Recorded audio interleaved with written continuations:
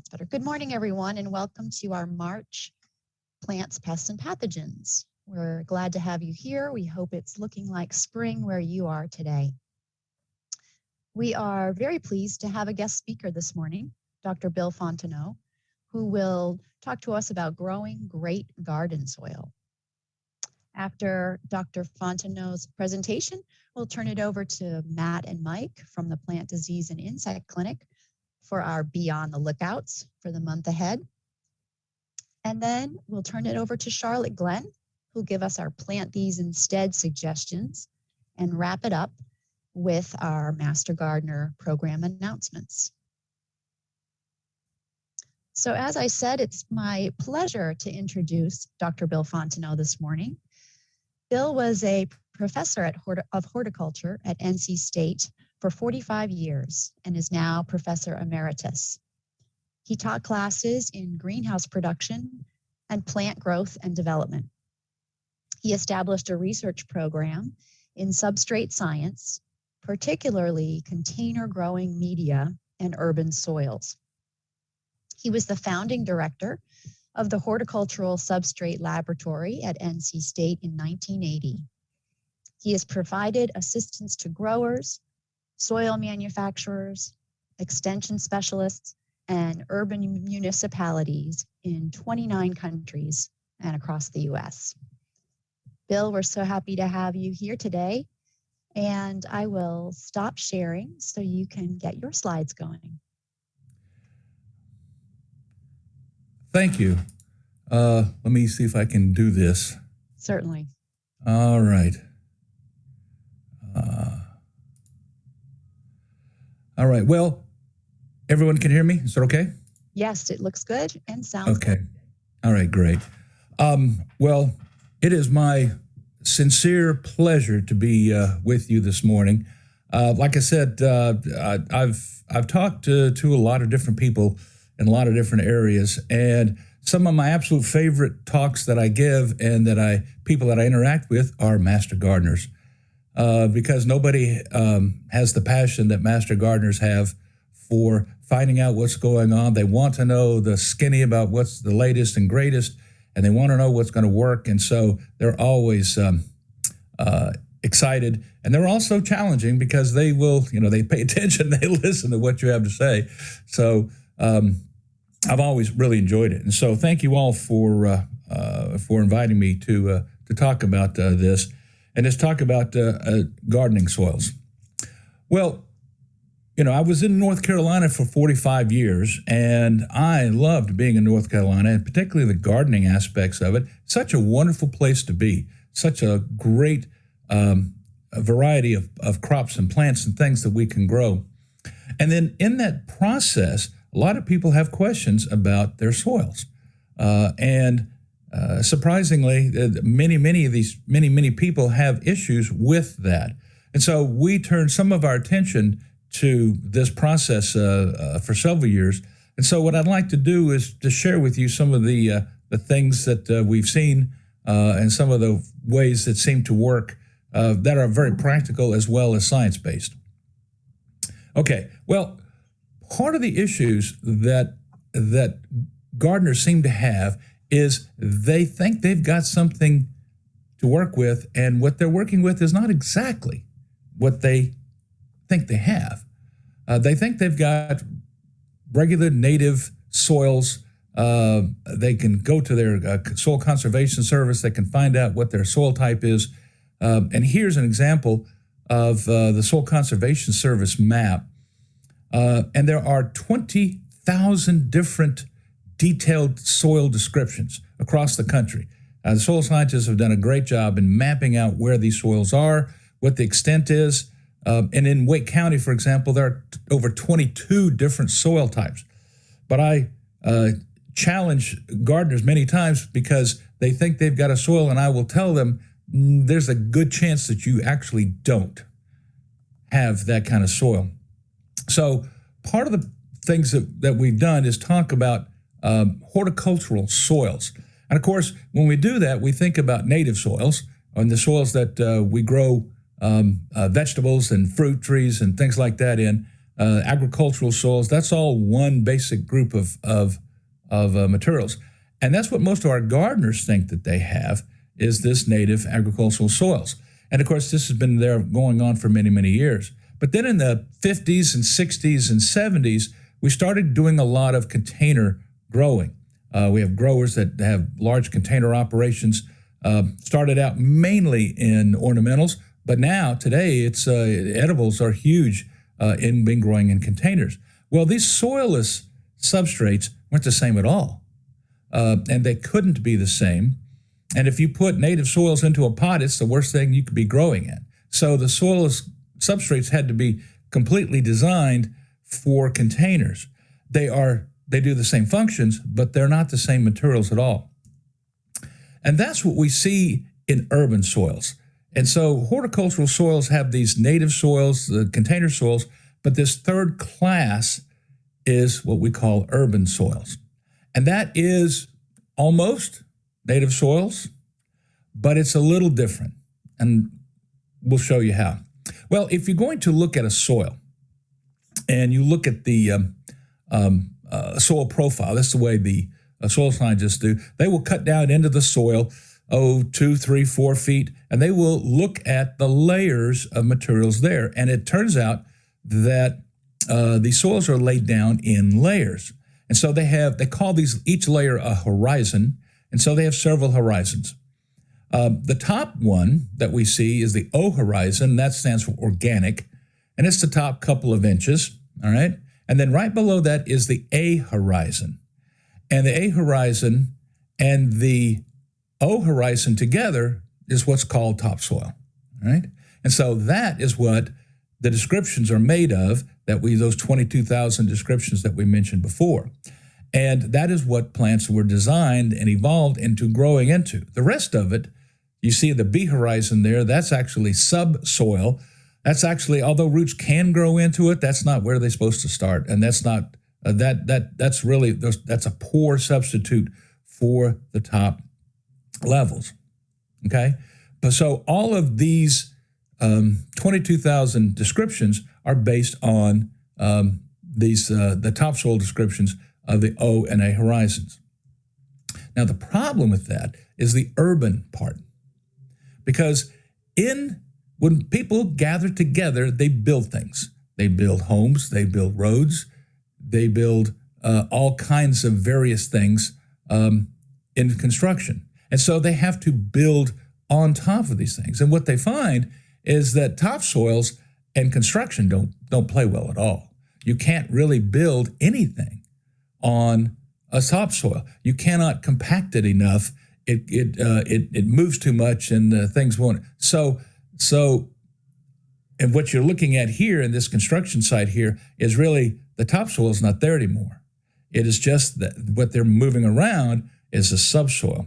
Because the first thing you do in a construction site, say if you have this soil, subsoil, and parent material that we mentioned before, the first thing you do is you get rid of it.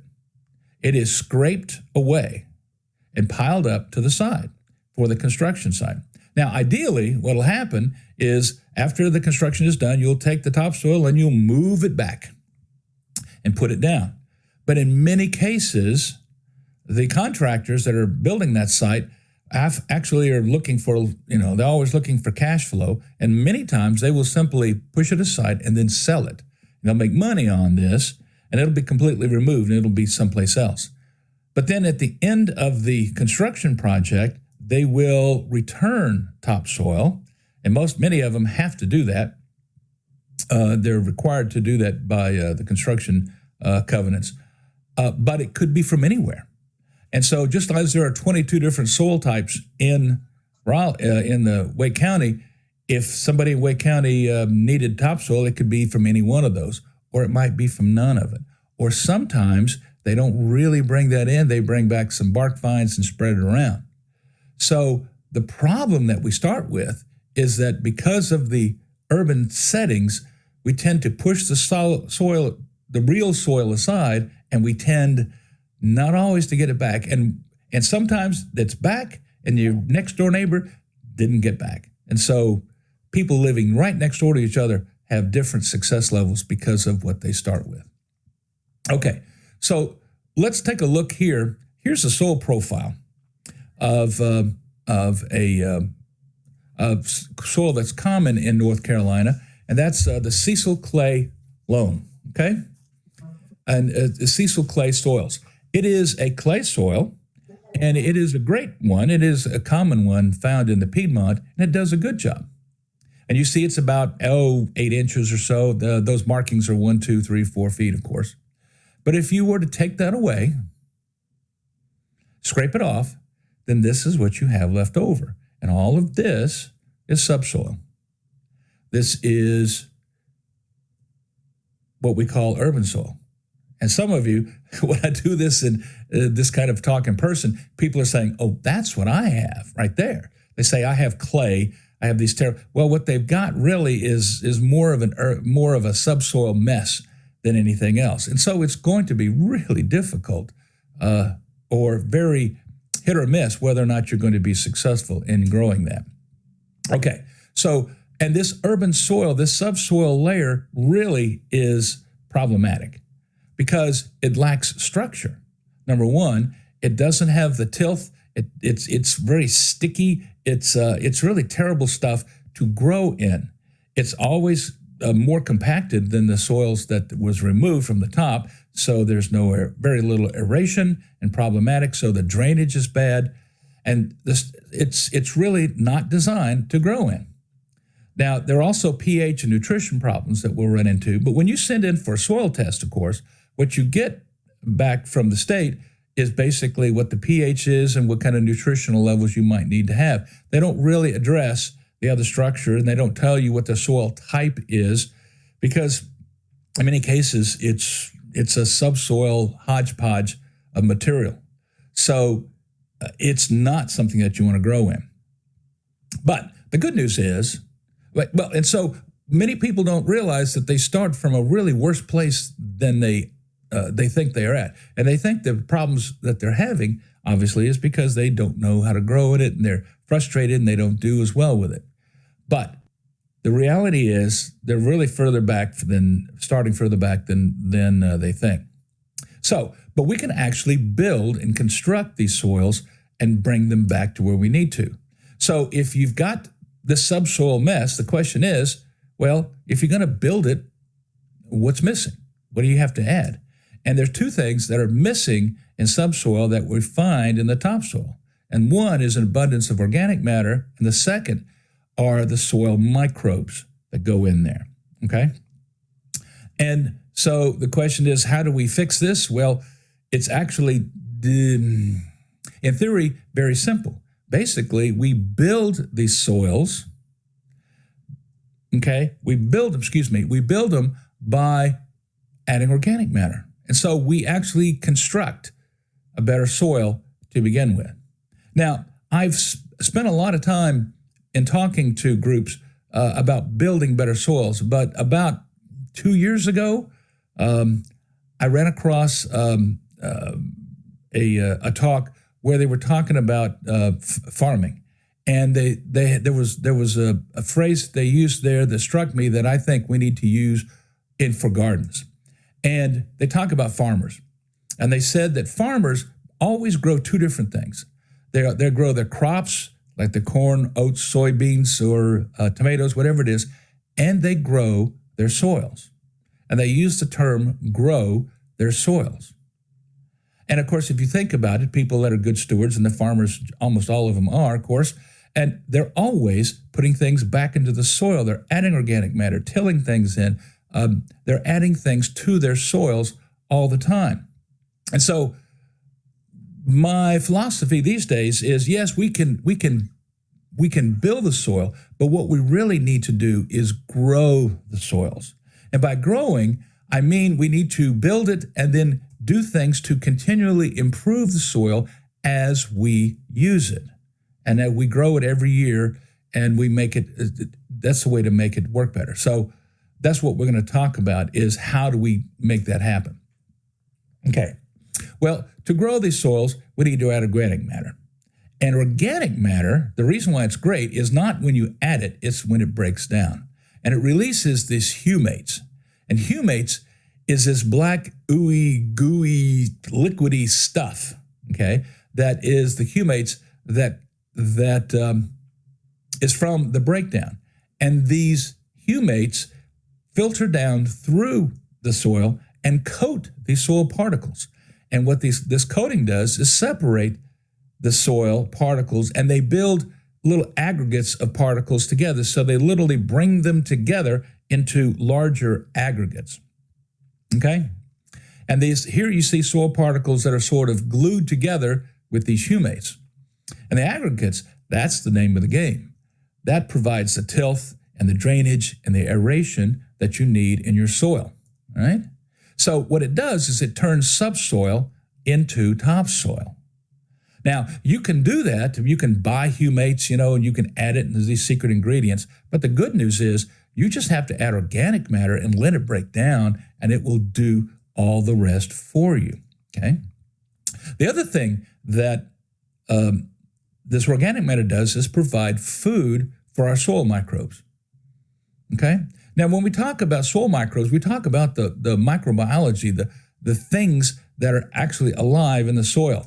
Bacteria, fungi, algae, protozoa, nematodes, and earthworms are sort of the groupings of things that are in there. Now, none of these things actually chew on mineral components. They don't chew on soil. They don't eat soil. What they eat is the organic matter, and they eat the organic matter that we put in there, all right?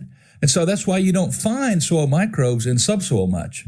You find them in topsoil because that's where the food is. And they feed on this organic matter themselves. Now, you think, well, there's some of this, and that's good that they have it. But in a good agricultural soil or native soil, you will have up to 5 tons per acre, 5 tons per acre of these microbes. That's how much is there. And it's there, they're there feeding on organic matter. If you have a little bit of microbe or microbial activity in your soil, you ain't got much at all. The microbes should be abundant. Take, for example, the earthworms. I like to use earthworms as an indicator. You dig into the soil a little bit and you should find earthworms. And if you don't, then you don't have much for them to chew on, all right? And they've done counts on earthworms, and they find that a good native soil or a good soil will have about 1 million per acre. And that's within the first 6 to 8 inches. You'll find 1 million of them per acre. They are always there. And they come because you set the table. Basically, you add the organic matter and they will show up. You don't have to add new things like this. If you grow some soil and you keep moving on and add some fresh materials, they show up. And that's the name of the game, is checking on getting your microbes in there and building tilth with that. So it's really kind of a simple process for us, all right? Now, so what we're going to do now is to talk about how you physically go about doing these things and what are the options in order to make this happen. Well, one of the things that's actually interesting is that mulches are your first line for growing. Mulches, and this is work done in the last 10 to 15 years, show that if you put mulches alone and you put a big fresh set of mulch up and you keep it up for 3 to 4 years and you don't touch the soil any other way, you pull the soil away in about 3 to 4 years and you'll have 1 to 2 inches of topsoil underneath it. It will happen all by itself, okay? And so mulching is your first line for growing. What many people will do, though, most gardeners, many of them don't want to have, they choose mulches that don't break down easily because they don't want to replace it so often. They want it to kind of stay put. And so they'll get big chunky things so they don't have to replace it much. But in fact, if we're going to grow our soils, then what we need to do is get mulches that do break down. And the more they break down, the more you're contributing and growing your soil each year. And so we're going to talk about ways to build it initially, but to grow it, you do this initial work, and then you add the mulches to keep making this happen. And when you have to add more mulch to it, you're actually growing your soil every single season. Okay, so how much organic matter do you need to add? Well, it depends on a number of things, clays versus sandy soils near the coast and the like. But let me show you, it's a simple way to look at it. So if you've got a little plot that's 5 feet by 20, okay? So it's about 100 square feet. The recommendation is generally it's either 25 to 50% addition to this plot by volume. And so by volume, we're talking about how deep you need to put it. And so generally we're thinking of 6 inches or so. So the rule of thumb would be 1.5 to 3 inch layer on top, and then till it in 6 inches. Okay, and if you do this, that'll give you a 25 to 50% by volume. Okay, so what that turns out to be is about 0.5 to 1 cubic yard per 100 square feet. All right, so you can actually kind of use that as a rule of thumb. It's either 0.5 to 1 yard per cubic foot. Okay, so what is that going to come to? All right, so that's for your plot. Let's say you got a small area like this, 100 square feet. So you go to your favorite garden center or Home Depot, Lowe's, etc., and you get bags of material to put in. You will need 6 to 12 2 cubic foot bags to make this work. They cost at least $4 or more a bag, and so it'll cost you 25 to 50 bucks to put this in. Now, if you've got one plot and that's all you're doing, that's great. Or one small raised bed, something like this is not a big deal. If you have a large area that you're going to do, this can obviously run into money. So what are your options for organic matter? Well, there's no special type that's the best. There's lots of different things that we can use. The key is really sort of how fast it breaks down, but it doesn't have to break down real fast.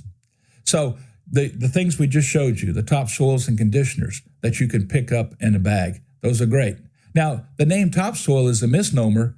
They call it topsoil, but topsoil, a real topsoil, is 80 pounds per cubic foot, okay, if it was real mineral soils. And so a 2 cubic foot bag, okay, would be 160 pounds. So if you can go to Lowe's or Home Depot and pick up a bag of topsoil, there's not an ounce of topsoil in it. Okay, but the topsoil is basically organic matter, and so for the purposes of improving your soils, it's a great thing. But you're building these things. But other things, manures, all work. We hear about worm castings, of course. They're great to add, and so is. The favorite, the gold standard is compost, a good compost that you have that's blended, that you found from a good composter, or maybe you did it yourself. Those are great things to use. But what most people will end up using are some form of plant residue, all right? Things like grass clippings. If you are not mulching your grass clippings, you are not growing your soils under your lawn, right? Fall leaves, wonderful things to use. Yard trimmings, okay, from the work that you did in your yard. And then, of course, all the barks. And particularly in North Carolina, we're blessed with all this bark material that we can use. And in fact, the barks in North Carolina are shipped to places like Ohio and Pennsylvania for their wonderful properties, because they don't have the kind of bark that we have down here. And then the other thing are wood chips. And we'll talk more about the wood chips in just a minute. But there are many different ways of finding organic matter or acquiring organic matter and then using them. Okay. Now, the question is, on your property, where are you going to put it? And if you spread it all over your entire property, that's a lot of work. So my suggestion is to put it into specific areas that you can amend and then grow from there. So we have traditional garden plots that we put in. Usually most of those are functional and not really designed to be very aesthetic in the process. But if you can, I would suggest try to put them into garden beds. The beds can be wonderful, and they can be both for ornamentals, and it can be for edibles. But to concentrate it in the beds, that way you can amend those areas and then work on those, and you can put more effort into smaller spaces. But one of the things we see more and more of, particularly for young people and people that are starting out, are raised beds. And I think for my purpose, if you want to control your soils, these raised beds are the best way to go. You get them up a little bit, you get a little more drainage from it, you confine your work to very specific areas, and you can make them as attractive as you want in your area. Now, the thing about raised beds is they're evolving into lots of different areas like this. This was one large area that was turned into 4 raised beds. And by doing this, you can add more material, you can intensify your efforts in building your soils and growing them, and you can also then, they become more productive. The other thing about this is that if you do them in sections like this, you can set it up so that you can be in the garden without actually causing damage. Because, I'll put a garden area together for tomatoes or vegetables and stuff, and then you have to step in it, and you have to walk around in it, and you have to weed in it, and so you're always compacting and changing the soils. But if you do it in raised beds that are a little smaller in design, you can reach into these areas instead of standing in them, and so your areas become more productive. You can have specialized beds, like for these 4 areas here. You can have beds for your tomatoes, and you can have beds for azaleas, and you can have beds for other things. And so you can specialize them for certain things. You can also rotate through these crop areas, and you tend to limit the spread of diseases and stuff like that from soil-borne diseases if you have them in separate raised beds. And they're also visually appealing and functional. Just as more and more people are putting living areas outdoors, and they're not just having a couple of chairs and an umbrella outside, but they're putting furniture out there and the like. This is the same. This goes along with that process to where your gardening is done in a little more specialized, confined, and visually appealing areas. So there are different places to do it. Now, the other question is, how deep do you need to make these things? So if you look at this one area here, you see grass and shrubs and trees. And the problem is, well, not the problem, but how deep you need to go for an area depends on what you're planting. Okay. For example, the worst thing you can use as a guide to what the soil is like is grass, because turf and grass will give you a false sense of security. Okay? This is turf on a concrete pad. All right. In this case, the turf was brought to this area. They were 3 weeks behind in getting this done, and so they took the turf, rolled it out, put it on there, and just watered it. And this guy is cutting the grass because it's growing so fast on the concrete. Turf really doesn't need a whole lot of soil in order to grow. And of course, it came with soil and unrolled it.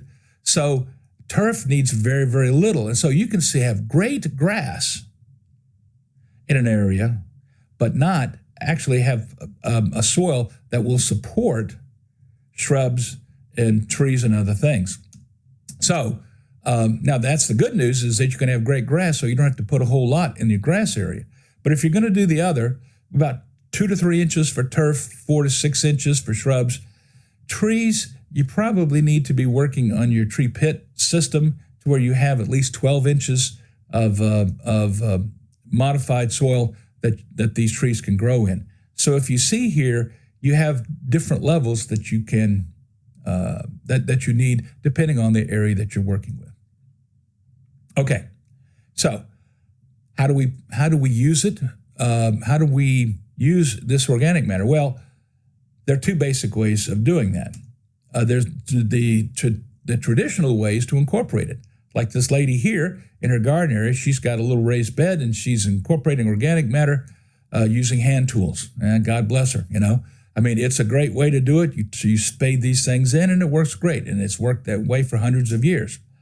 I prefer to use mechanical tillers in this process myself to make that work. But either way, it's going to take some patience and it's going to take some strength in order to get this done. So it takes a little while. And this is not only, the cost is not only the issue, but actually incorporation. So I think tillers are a wonderful thing. I think tillers are a great thing. In fact, I had two tillers. The one on the right, of course, is the one that you till it into 6 to 8 inches if you can get it. And the one on the left is for weeding and for small areas and the like. And I love my tillers, but I didn't use them very often when I was having gardens. So the next best thing the only thing that's better than having a tiller is to have a neighbor with a tiller. Because I'm sure 90% of the time they're willing to let you do it or help you do it because they don't get to use it much. But the process is real simple. But it's a 3-step process. You till your soil first. Whatever the area you're going to use, you till it as deep as you can and as much as you can and break this up. Then you layer your organic matter of choice on top of it, 1.5 to 3 inches, for example, and then you till that in again. The act of tilling your actual soil itself will improve the drainage, etc. for the first year. The organic matter is, as it breaks down, will feed the microbes and also build better soils as we go in the way that you grow them. So there's 3 different things that you do. Now, again, the amount is 25 to 50% organic matter. So that would be, if you're going to go 6 inches down into an area, you need to put 1.5 to 3 inches on top. So that's a pretty straightforward stuff. 25 to 30% is probably fine for most clay areas, but if you got more sand in it, then you probably need to have more organic matter just so that you will hold some of that stuff and keep your nutrients in there. But up to 50% works, and so I don't think you can add too much organic matter for most things.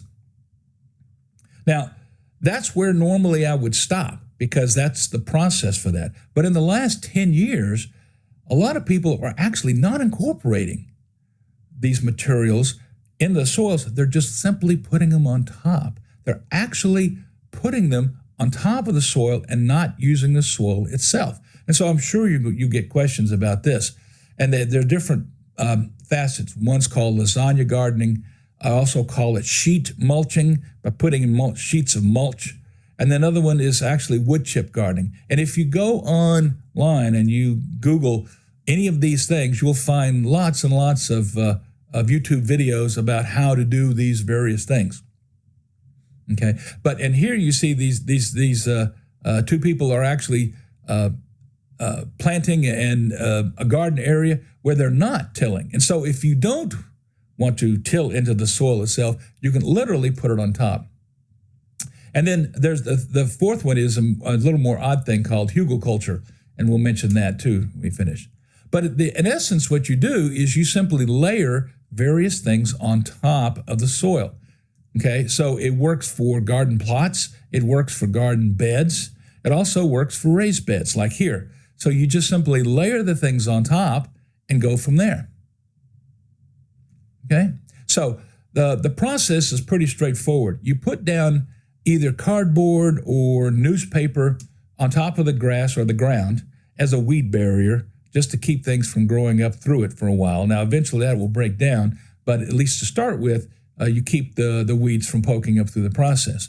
Then you put your organic matter of choice, a compost or grass clippings, leaf mold, whatever you have, down as a layer. And then on top of that, you put mulches, okay? Wood chips or pine bark fines, something like this that you can put on top, all right?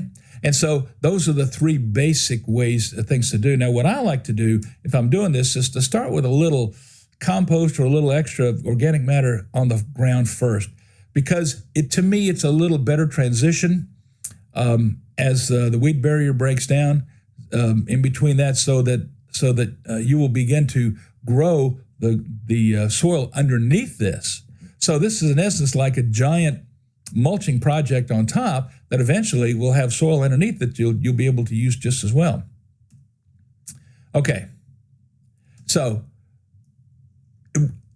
the layering works great in raised beds.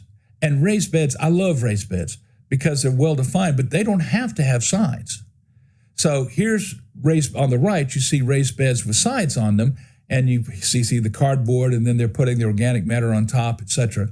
But on the left, they're also raised beds. They just don't have sides on them. So you can have them as plots. You don't have to construct a separate bed area for them in order to make this happen. Okay?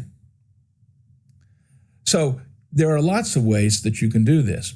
Now, I want to mention especially wood chips, because there seem to be, there's a lot more press, I guess, being given to wood chip culture and stuff like this. And obviously, of course, wood chips come from the stuff from arborists. And as you all know, of course, they don't have any place to put this for the most part. And so they don't want to pay a fee to dump it. So they just as soon give it away. And so you can get wood chips, and they'll give them to you for free. And in fact, there are apps for your phone. This is one called Chip Drop, where you can actually put in that you want a certain amount or a certain number of, and you can have it starting at a certain time, and then lo and behold, they will magically appear on your area. Now, they may not show up for a few days. It's not like you can order it and then they just dump it, because they may or may not be working in your area, and they may not be able to get around to it, but you will eventually get it. These are just, wood chips. That's actually not just wood chips, but it's the landscape debris that they put in here. So it's a fairly easy and simple way to get a bunch of this organic matter that you can incorporate, or you can just put on the surface too. And it's a great way to get a lot of organic matter that you might want to use. Okay. Now, the last thing I want to mention is something that's actually been around for a while, but it's odd. I think it's odd, and it's called hugel culture. It was born in the permaculture movement, and I think started in Germany. Hugel culture. That's why the spelling is like it is. And what it is taking this organic matter, and particularly not the chips where it's all ground up, but the things you cut down, the limbs and the logs and stuff, and you simply pile it up, as you see on the left there, and the right in there, and then you simply cover it up. As you see, there's a row on the left side that basically they just took some of their soil or sand and put on top of it. But what happens is it makes these mounds of material, and you just grow in it, and you put your organic matter on top of it, and you don't mess with the things underneath. Here you see them in raised beds, and I've seen this on several different sites, and particularly for some of these off-the-grid kind of places where they're trying to grow stuff.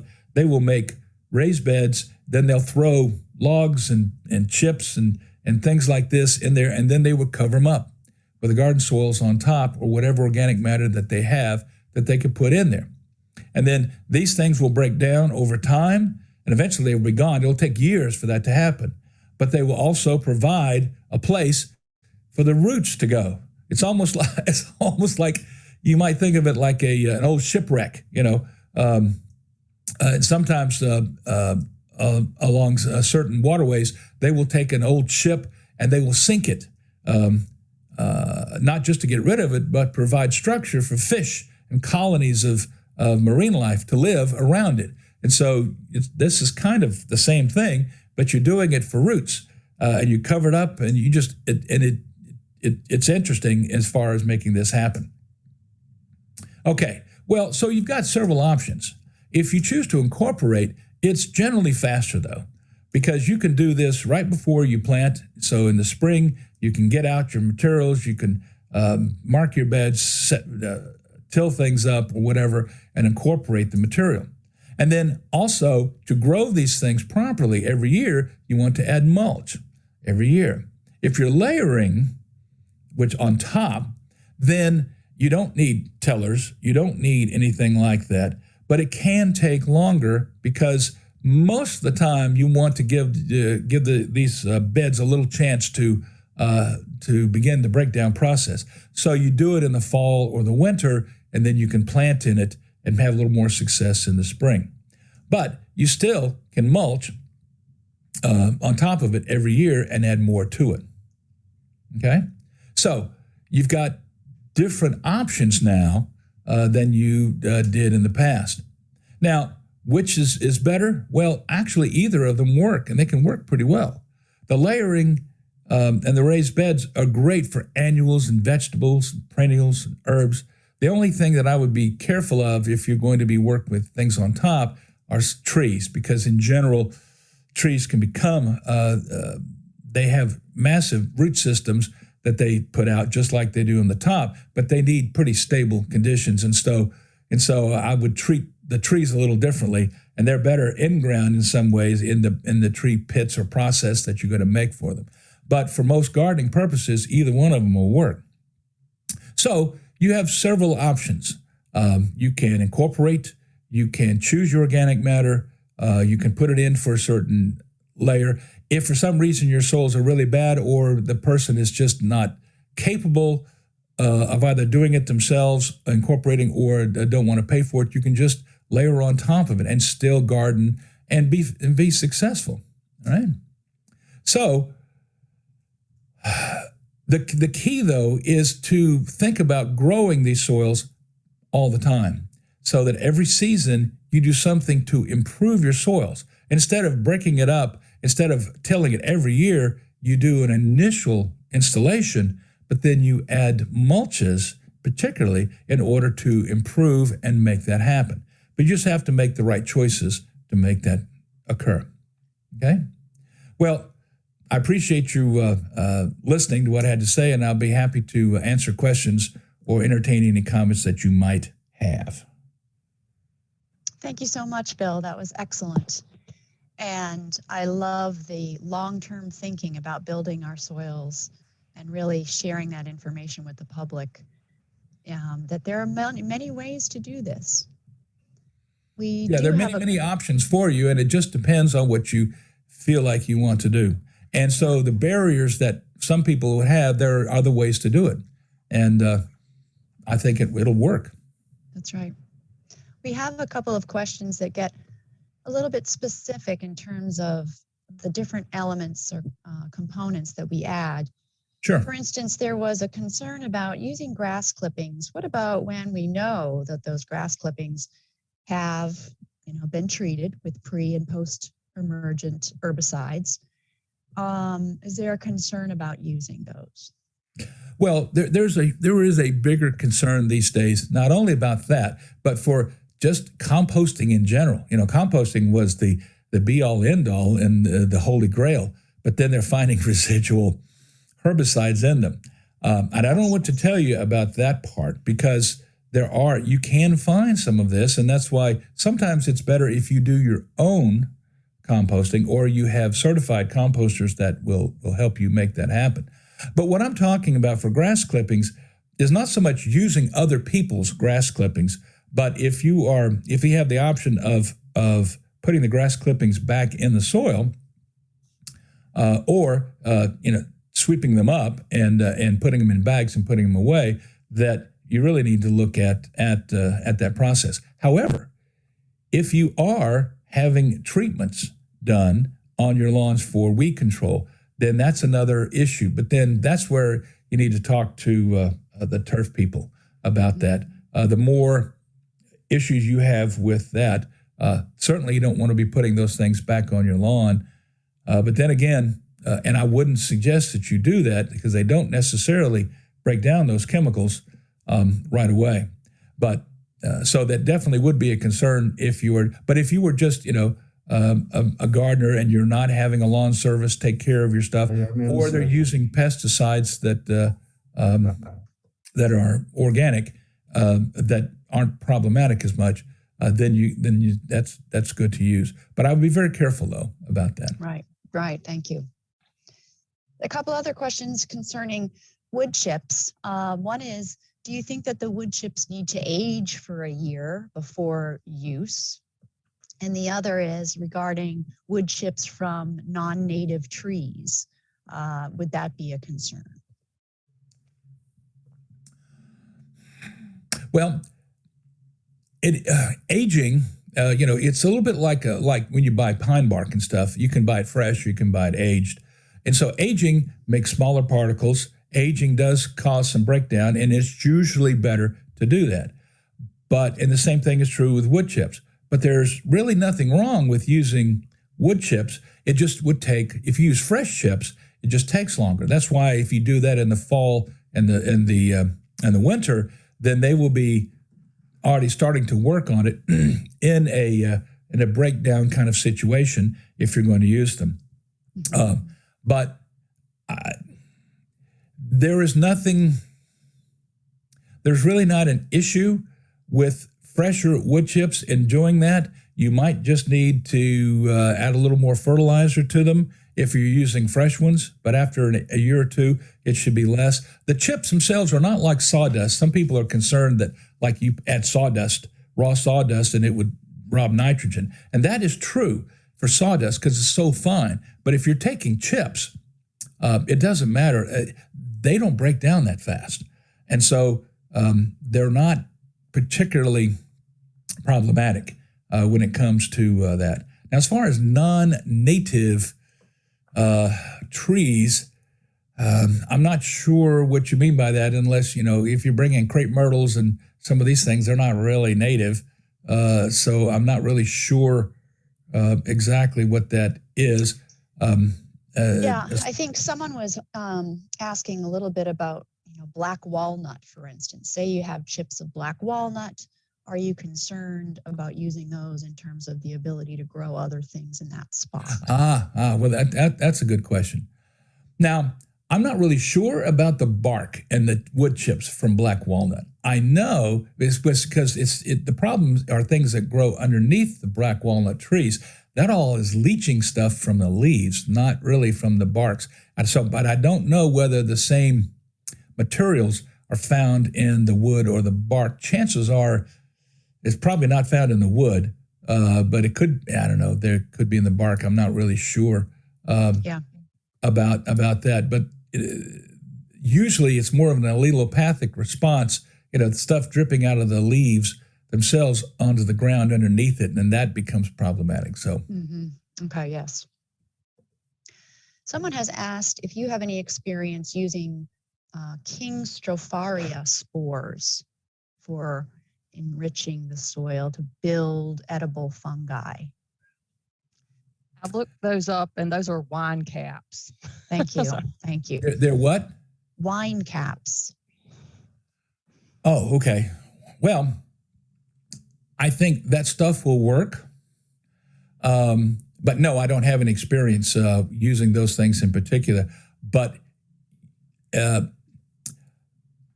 in my experience, it's a lack of organic matter, not the type of organic matter that's the problem. Now, if you take wood chips and put them down, you won't have the same response as if you took leaf mold that breaks down very fast. So you won't have it's more the speed at which these materials break down.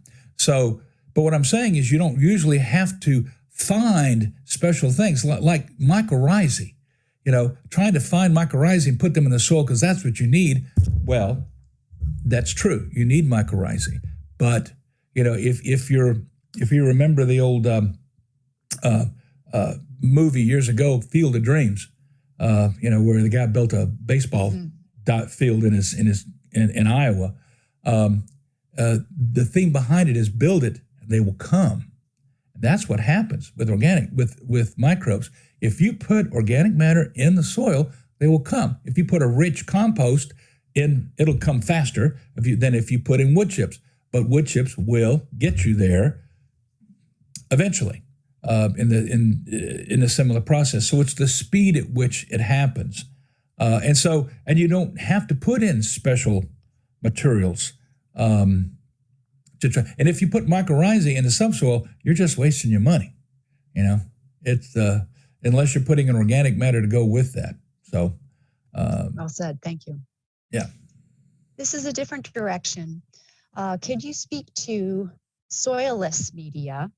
And for instance, are the soil tests that we might submit to the state adequate for giving us nutrient level readings and recommendations? What will we do with soilless media if we're trying to keep track of what are the nutrients that it has currently? What does it need? Do we need a special type of soil test? Well, you need an altered type of soil test for sure.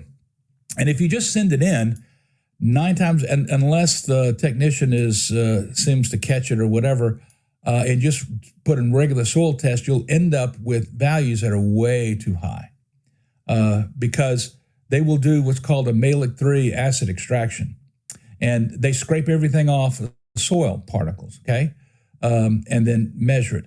But organic materials, most soilless substrates are organic. And if you put an acid in there, it sucks everything out inside it, not just outside it. And so you'll get magnesium levels, instead of being 45 to 50, will be 500. And you'll go, oh my God, but the problem is simply the malic acid extraction. So if you're doing soilless mixes, then you need to make sure you ask for a water extraction. And they do that. The soil testing service here in North Carolina, they're well aware of those things. And so if you do a water extraction, then you get only those that are releasable instead of pulling out nitrogen and phosphorus and potassium from inside the particles themselves. So that is something you do have to watch out for. But you simply mentioned you want a water extract and that it is a soilless mix. Sometimes they'll do it normally for you that way because the technician will spot what it is and they'll go, oh, okay, this is a particular material. So, but I think there's a place for it on the sheet.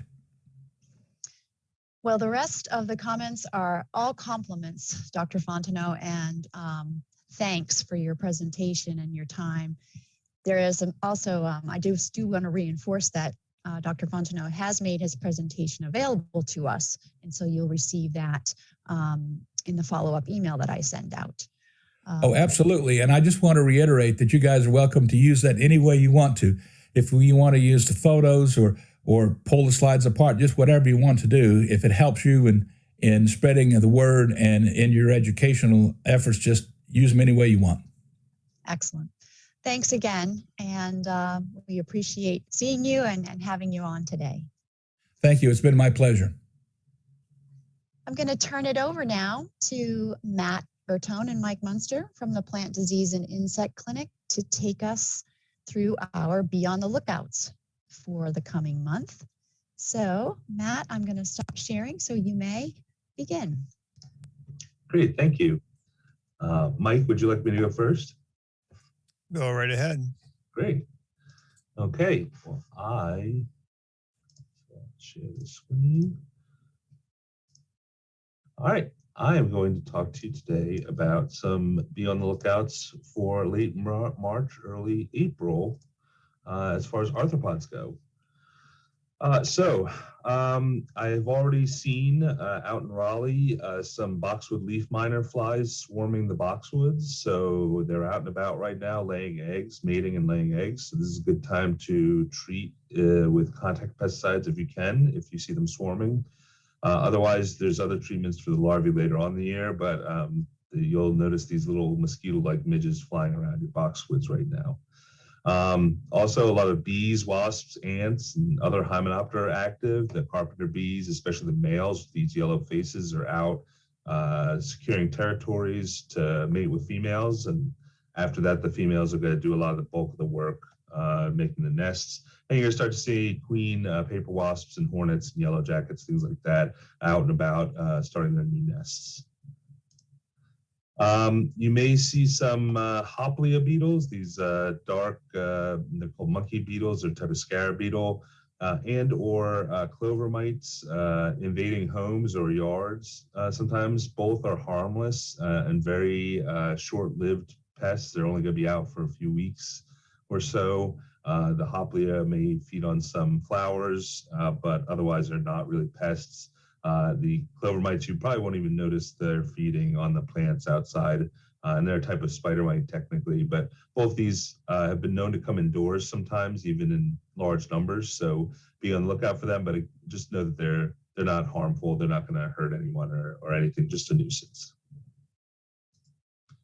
course, the praying mantises are going to start to hatch out of their oothecae, the egg cases, as it gets warmer, as are many other insect babies. You're going to see things like leaf-footed bug babies and wheel bug babies hatching from their eggs as the spring continues. Other babies are going to be baby Lepidoptera, also called caterpillars, of course. So we should start seeing little or even bigger eastern tent caterpillars, these large fluffy ones with the line down the back that are going to create webbing in typically cherry trees, as well as many foliage feeders now that the new tender foliage is out. Things like the fall cankerworms, which are a little green inchworm with these very rudimentary prolegs on this segment right here. But lots of caterpillars are going to be emerging either from winter slumber or from eggs and feeding on foliage. While you're digging in your gardens in the soil that we heard so much about just now, you may be finding white grubs and other larvae kind of waking up as well, so be on the lookout for them. Typically not super important pests, but you can always get rid of them from your garden just to make sure they don't munch on your roots.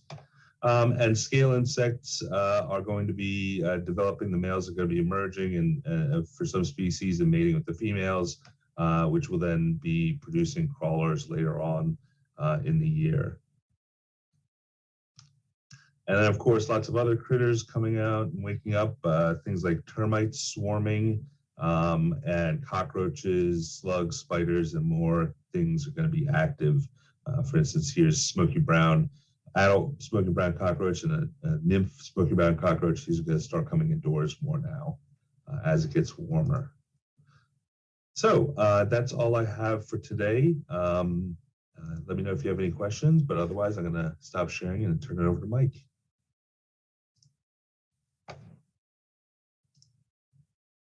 Thank you, Matt. Yes, it's certainly getting busy out there now.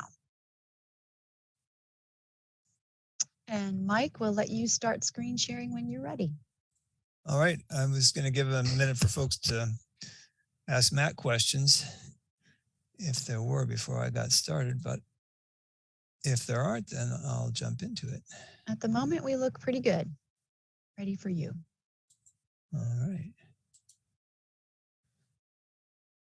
Well, as you noticed on your calendars, Sunday excuse me, the northern hemisphere slipped into spring.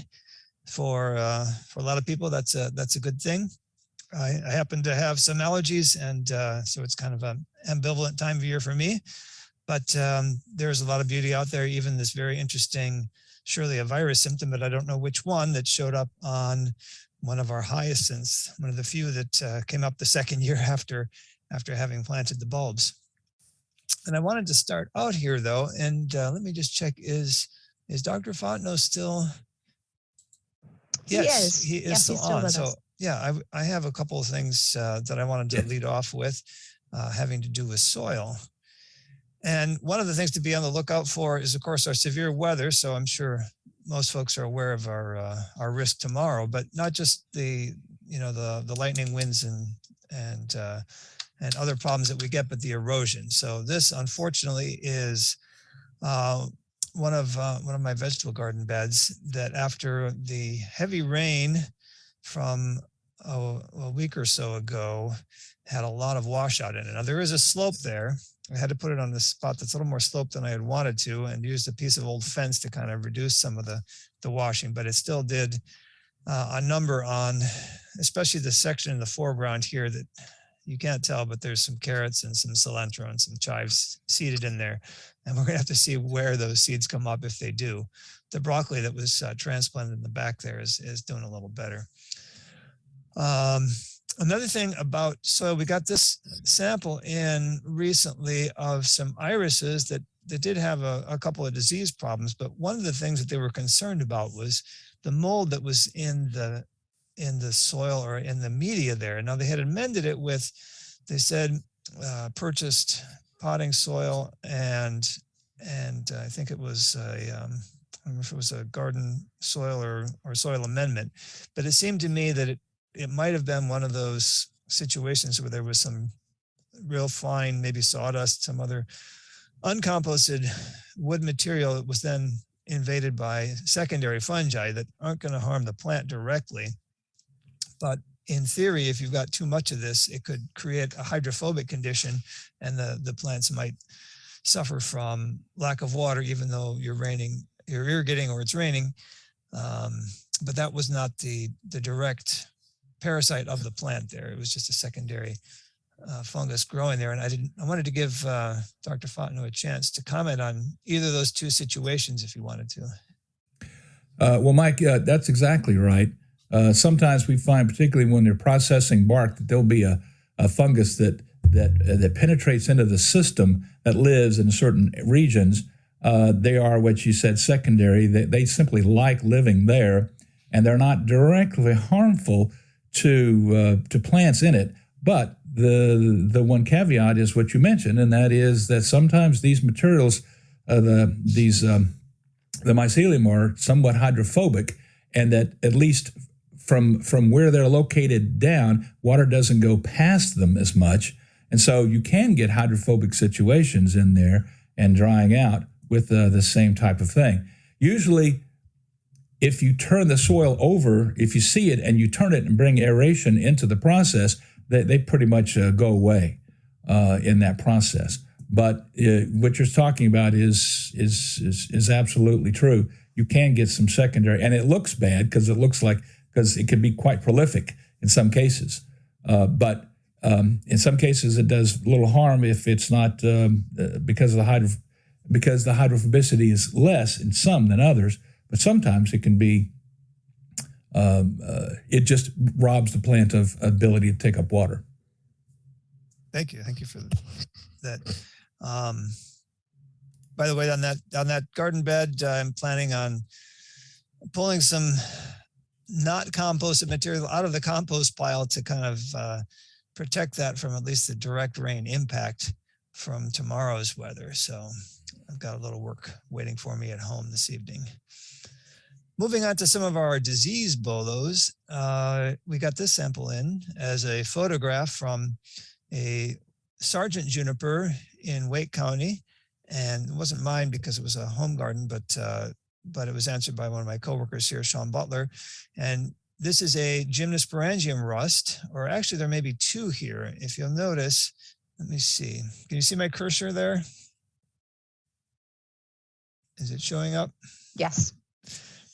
This here is likely a quince rust infection. It doesn't form the giant galls, but it does have the gelatinous orange telia that will develop, and especially it's earlier than the cedar apple rust, but not as flashy. And here's some here. This may be another one of the gymnosporangium rusts on another branch. The thing I wanted to kind of have as overarching theme though for the bolos today is to be on the lookout for, well, I'm sorry, here's another picture of the cedar apple rust that we will start seeing in the warm April rains. So it comes out a little later than the quince rust. But the bolo theme I wanted to address was being on the lookout for the big picture. So that juniper, even though it had that rust on some of the limbs, you want to really look and see, is that what's causing the entire problem? So do you have really rust on every limb here that's showing a disease? I'm sorry, that's showing the symptoms. And if not, think about some of the other factors, so maybe cultural problems or root problems that could be contributing. So being on the lookout, not just for one showy problem, but what might actually be another underlying more important issue. That said, some of the easy things that are identifiable on our ornamental plants coming up in the month of April and starting already will be Entomosporium leaf spot on Fonteno and Indian hawthorn in the upper left here, with the very bright red spots with kind of grayish centers and a little bit of a blistery spot there if you got a hand lens where the spores are produced.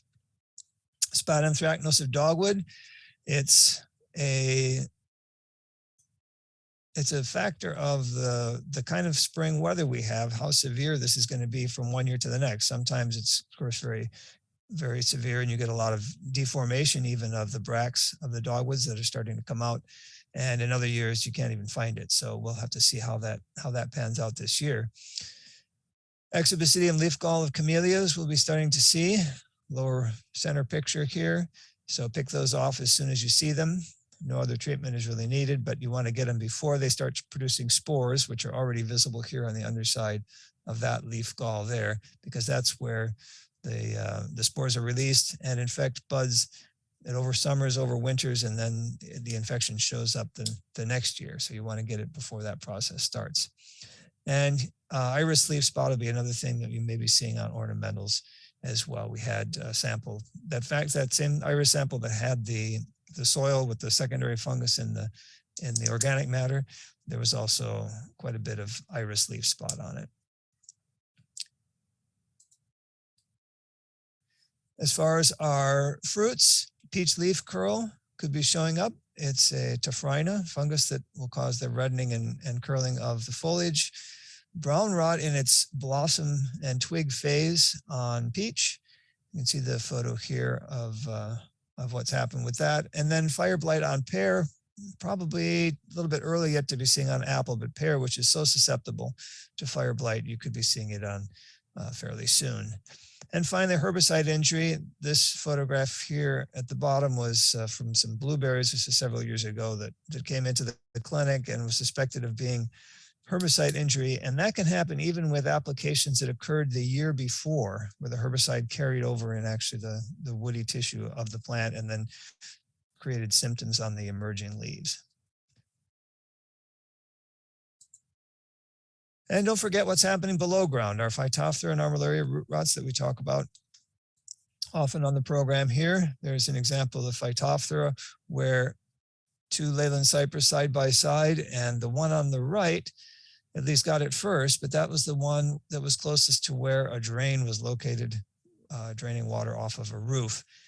So excess moisture is going to favor Phytophthora, which apparently is what happened in this palm picture. This is a very recent sample of Pindo palm from Brunswick County. And the worst of the plants here was submitted as a physical sample, and it appears that there is Phytophthora there in the base of the petiole that came in. So that would have been causing a crown rot. And the agent did find after a site visit that these were apparently overwatered. So that's going to favor your Phytophthora.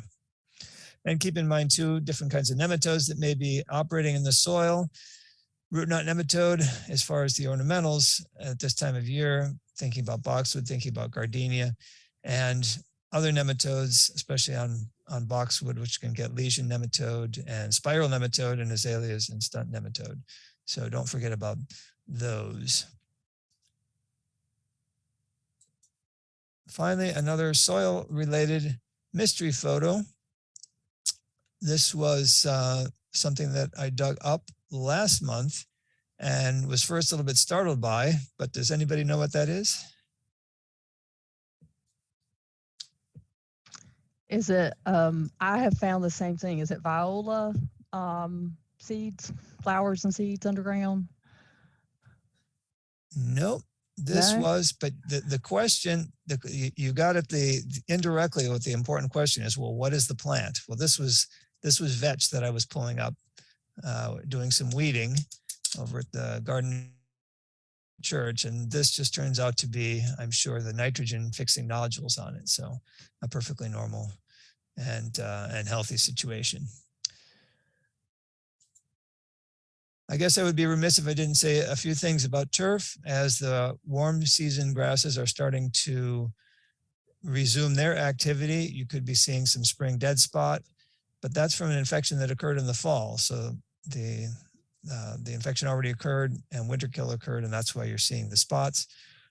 On the cool season grasses, you could see yellow patch. Again, on the warm season grasses, while they're still under some kind of stress in the weather we're having now, you could be seeing large patch.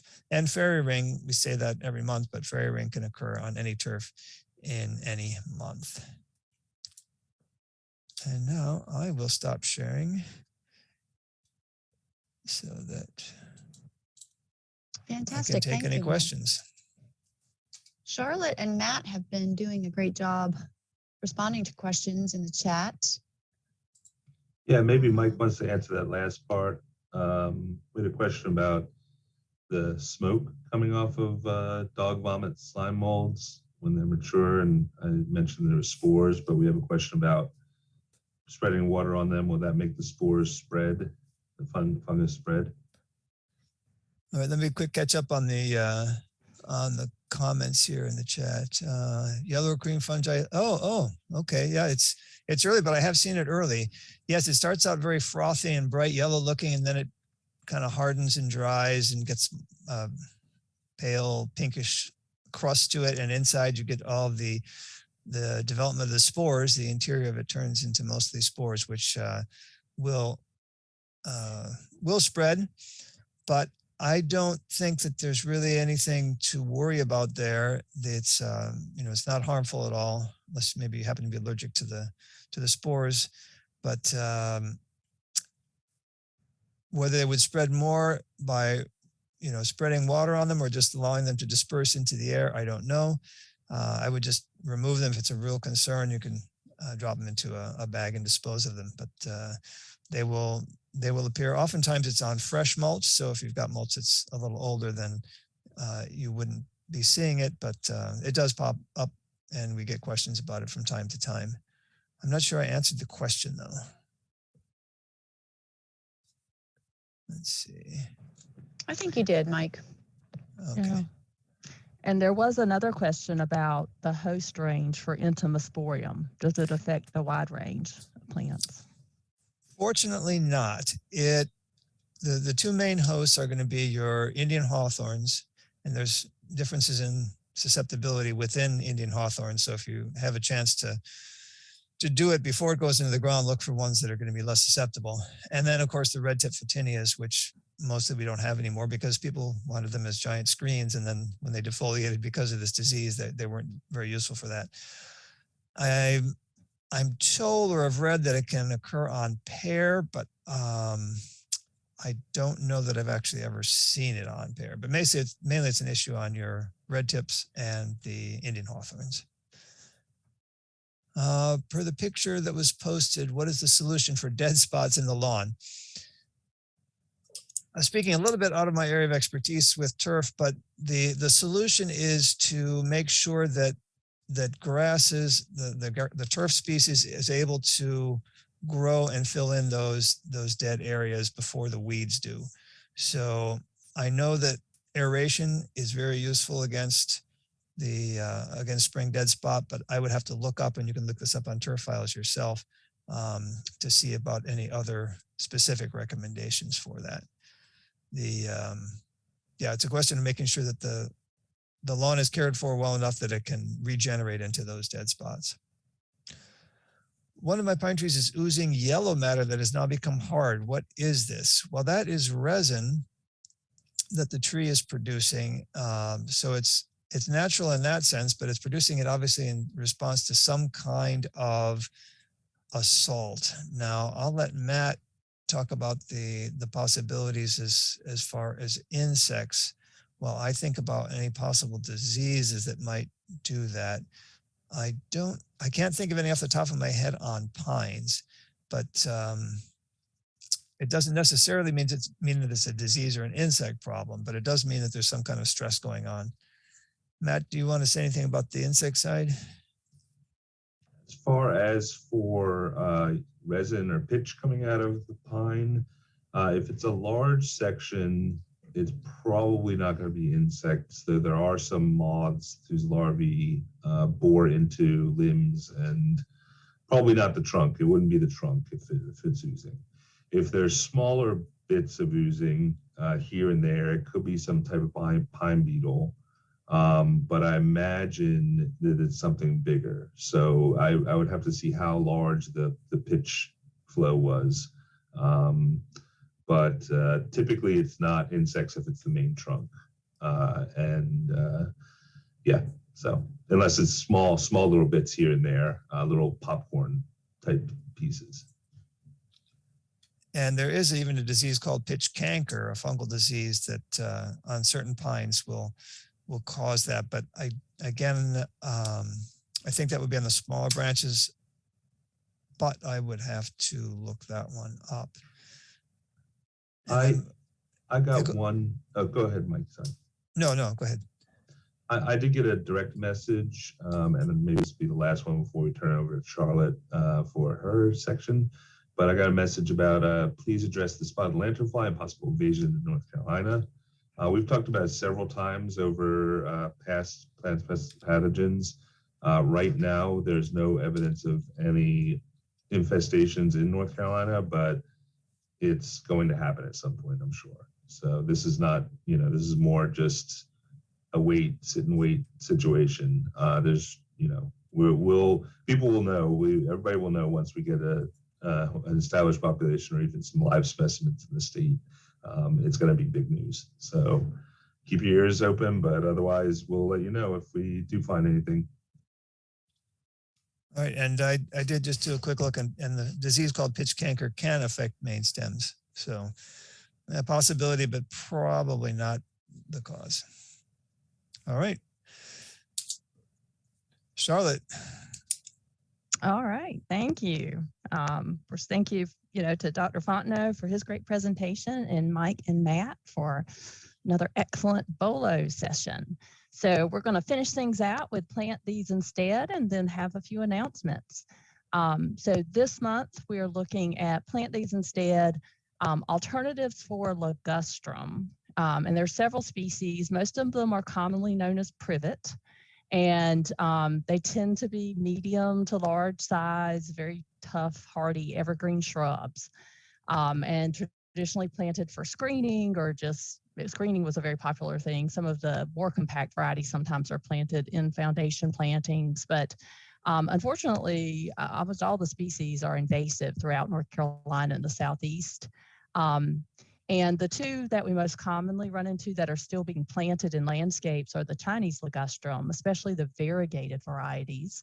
And this is Ligustrum sinense, and then the Japanese ligustrum, Ligustrum japonicum.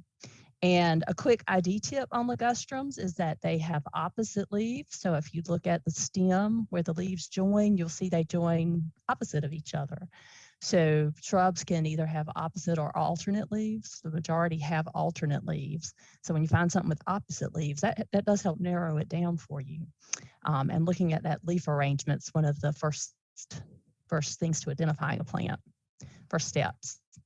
So with these two ligustrums, these are some more pictures of the Chinese privet and the Japanese privet. The biggest difference you notice is leaf size, with Japanese privet having larger, glossier leaves, being more densely evergreen in the winter.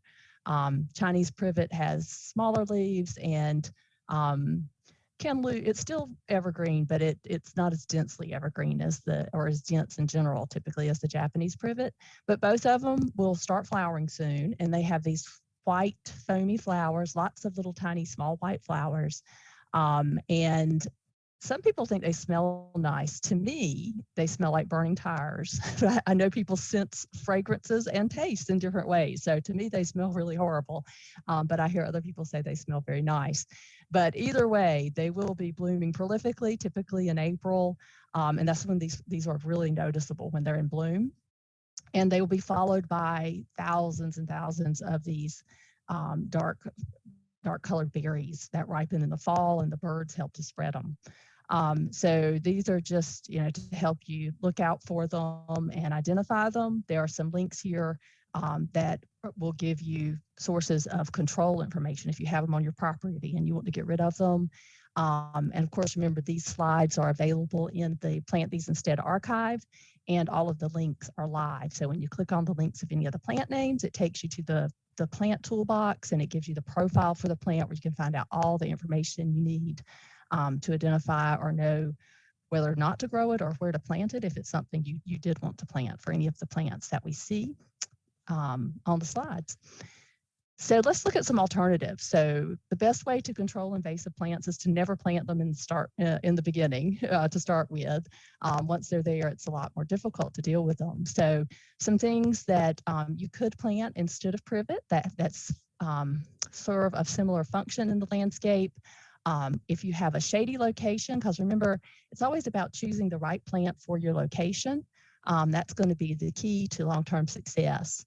So if you have a shadier location, you could look at things like Clayura, which is, again, like this medium to somewhat large evergreen shrub, very densely evergreen. The scientific name is Turnstromia gymnanthera. And it'll actually grow in sun or shade. This is such a tough plant. It's very drought tolerant once it's established, and it's deer resistant. And because the deer don't particularly like it, we're seeing more cultivars, more new varieties introduced of this. So Leanne is one of the more recently introduced ones, which I think is supposed to be a little more compact. Another relatively recent introduction is linebacker Distilium. So Distiliums are a group of shrubs in the witch hazel family, actually.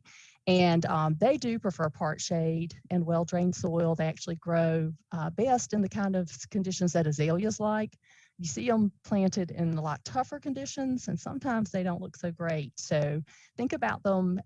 They are actually related to loropetalum and witch hazel. So they like those partly shaded, those well-drained soils that have nice amount of organic matter.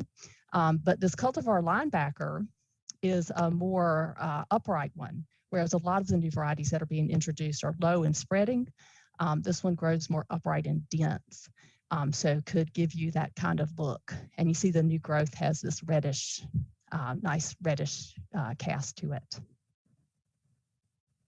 If you have sunny spots, there's some great options for you. You can use many of the evergreen hollies. I know I mention hollies quite frequently when we're talking about evergreens, especially because they are just such a tough and versatile group of plants. And there's a lot of different species. And the one in the picture is the very well-known dwarf Burford holly, which dwarf, of course, is relative to your normal Burford holly. Your normal Burford holly could be, you know, say 15, 20 feet. So a dwarf Burford is going to be 10 to 15 feet. So don't read too much into the term dwarf in plant names, because it's all relative to what the full-size plant would look like. So when you're researching hollies, you do want to pay attention to the height and growth form, because there is a tremendous range from little small kind of bun-shaped plants to, you know, upright, large trees, such as our native hollies. And also with hardiness, most of our hollies are hardy definitely to zone 7. Some of them are hardier and go into zone 6. So definitely check out all of the options available there when choosing a holly for your landscape. Then a similar looking plant is the holly osmanthus.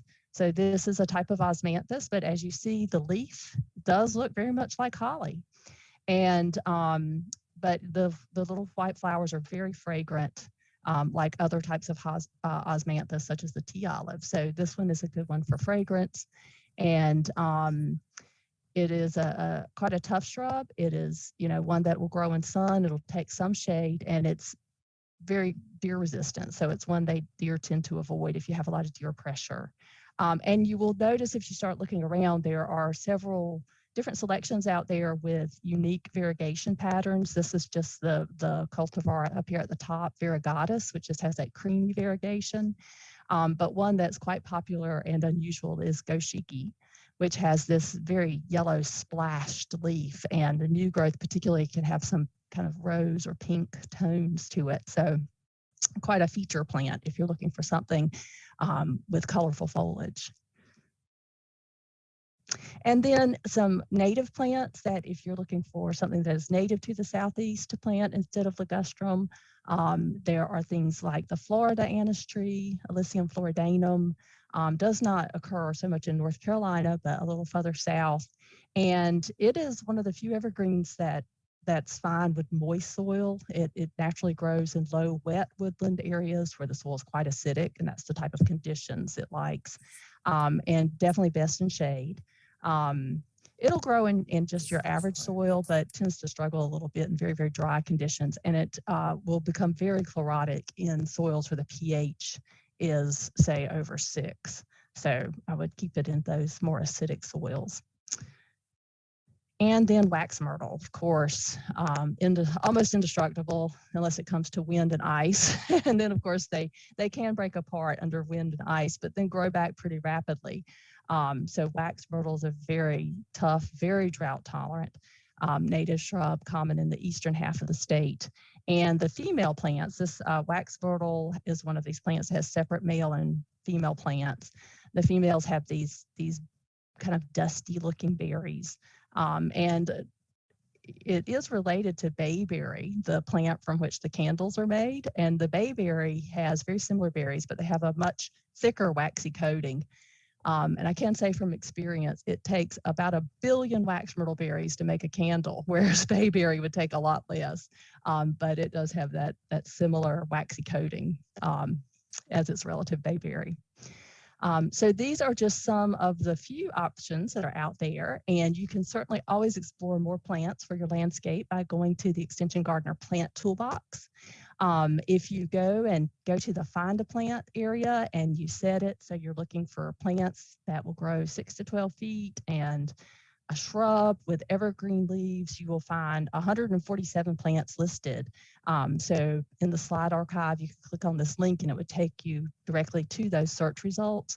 You could then further narrow it down for your specific region and the conditions in your landscape and anything you particularly want to attract or want to have something resistant to. So you can really customize the list to find the right plants that fit your yard. So encourage you, especially people getting spring fever, wanting to plant, to explore the plant toolbox to find the best plants for your landscape. And as I mentioned before, our archive with the slides, when you go to the slides, they open, on the screen, and you can use your mouse button or your arrow buttons, or you can, if you're on a smartphone, I expect you can swipe through them to move the slides forward. And all of the links that you find in there, you can click on them and it will open either, for example, the profile in the plant toolbox, or it'll open, the fact sheets or whatever that's linked to them. All right, we're going to finish up with a few announcements. Things are getting busy with spring coming on, and you may have already heard or seen some things about Day of Giving at NC State, which is tomorrow, March 23rd. This is an annual fundraiser event, and you can actually donate directly to our North Carolina Extension Master Gardener Endowment on Day of Giving. The link we have here will get you there to the right place to donate on Day of Giving.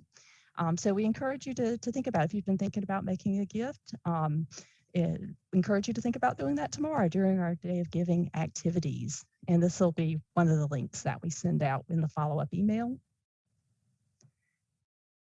And the funds in the Extension Master Gardener Endowment, of course, your donation stays there forever, but there is interest generated from the principal in it. And with the interest generated, that helps us to offer additional continuing education opportunities. And we've got some great things coming up. May 10th, Tasha Greer is going to join us again. You may remember Tasha from her talk, I believe it was back in 2020, on growing herbs and spices. Tasha is a Master Gardener volunteer in Surrey County, and she will be talking about weed-free gardening. And this is just a comprehensive approach to weed management. She has recently published a book on the topic and has some great information to share. So you can go to the Extension Master Gardener intranet calendar and find that event and sign up. So we definitely ask everybody, if you're intending to attend the in-person webinar on May 10th, to please sign up on the EMG intranet. That helps us keep track of how many people we anticipate. Our Zoom license allows 300, so if we know that a lot more people plan to attend, we can also live stream on YouTube to make sure everybody can be there. If you're not available May 10th, of course, it will be recorded, and the recording will be available on the Extension Master Gardener intranet. Another continuing education webinar we have for June 7th, so mark your calendar, is Check Your Dirt NC. And Check Your Dirt is a tool that was developed in partnership with Duke University to determine how likely your soil may be contaminated with heavy metals, with herbicides, with other things of concern. And it provides suggestions on how to manage soils that may be contaminated. So you'll learn all about the tool and how to use it on June 7th. And again, you can register for that webinar on the Extension Master Gardener intranet. And if you go to go.ncsu.edu/checkyourdirtnc, you can actually go ahead and read about what this is and how to use it. And there's a survey form there that you can fill out, and that will help you determine if your soil is likely to have some type of herbicide or other contaminant, heavy metal contaminant or other things. So we hope you can join us for both of those continuing education webinars, and we definitely want everybody to save the date for our Extension Master Gardener College. We have finalized a date and the location. It will be October 27th through the 29th, later this fall, 2022. And we will be at Hunt Library, which is this impressive facility you see on the picture. This is located on NC State Centennial Campus in Raleigh. And our theme is going to be around climate change. We're finalizing the wording itself, but we have already started contacting speakers and lining up workshops and tours that would help us all learn about both mitigating climate change and building resilience in our gardens to climate change. So please put that on your calendar, and we will be sending out more information in April. Of course, the J.C. Ralston Arboretum has their exciting lineup of events continues. So if you go to their website, J.C. Ralston Arboretum, which is part of NC State University, go to events and the calendar, you will find things like their Plant Lovers Tour, their Midweek with Mark, which is, of course, online, their Gardening 101, which is online, and you can go to their YouTube channel and find recordings of many, many, many of their past events. So great way to learn. And so that brings us to the end today. And we want to wish everybody happy gardening until we meet again. Our next Plants, Pests, and Pathogens will be April 26th. And Matt and Mike will be focusing on pest and plant disease issues of dogwood. If you want to catch up on past recordings, you can go to our YouTube channel, where you can find the recordings from 2009 through 2021, and you can watch them. For this year, we're going to be posting our recordings on the Extension Master Gardener intranet, and there is a link that can take you directly to those recordings there on the site. Our schedule for the year, of course, is available as well, and we'll be sending out these links in our follow-up email. So wishing everybody a wonderful spring and happy gardening and planting until we see you again in April. And I'm just trying to find the chat to see if any questions have come up. Okay. Somebody asked if the wax myrtle berry is edible. It's not something that people eat by choice. I don't know. I'd have to check to see if it was actually toxic, but it definitely wouldn't taste good. So not something that we're cultivating at all for edibility. And there's a question about a new variety of ligustrum named Sunshine, and it's supposed to be sterile. So, that would definitely be something to look into. I'm not familiar with that cultivar, Sunshine ligustrum, but, that is a goal of a lot of plant breeding programs now, is to breed sterile varieties of things that, may have potential to be invasive or already known to be invasive. So that would be something to look into and verify. Okay, I think I got a couple more. All right, I think that's all the questions we have. So we will wrap it up for today and wish you all a happy spring. And I know we might be seeing some severe weather tomorrow, so I hope everybody stays safe. And we will see you back in April.